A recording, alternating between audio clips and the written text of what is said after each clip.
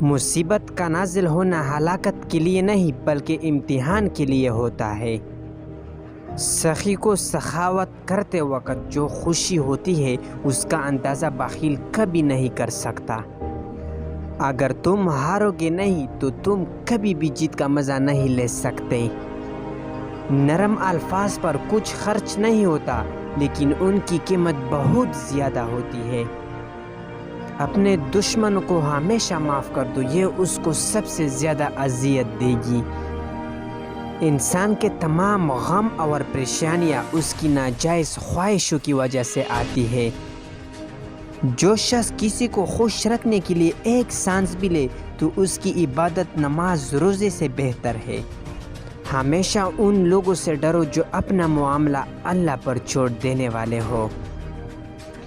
تجربہ ہمارا ایسا دوست ہے جو ہمیں اس وقت ملتا ہے جب ہم بہت کچھ کھو چکے ہوتے ہیں۔ زندگی میں آگے بڑھنے کا سب سے بڑا فارمولہ یہ ہے کہ پہلا قدم اٹھاؤ۔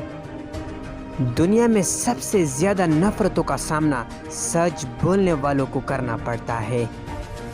محبت سب سے کرو، اعتبار چند ساتھیوں کا، اور بدی کسی کے ساتھ بھی نہ کرو۔ اگر کوئی یہ کوشش کرتا ہے کہ سب اسے اچھا سمجھے تو وہ بیوقوفوں کا سردار ہے۔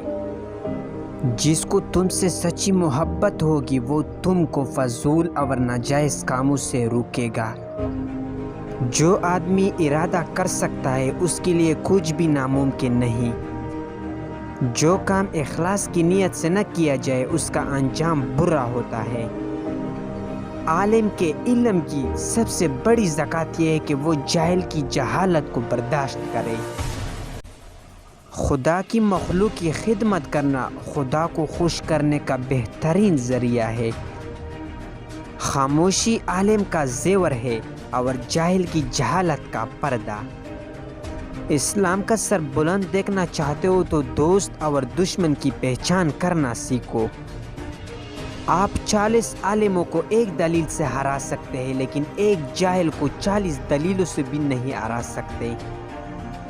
زندگی کا ہر لمحہ نہایت قیمتی ہے جس کا اندازہ قیامت کے روز ہوگا۔ سب سے بڑا اور بہترین کام وہ ہے جو علم کو استعمال کرتے ہوئے سر انجام دیا جائے۔ زندگی ایسی گزرنی چاہیے کہ کہانی لکھنی پڑ جائے تو کچھ چھپانا نہ پڑے۔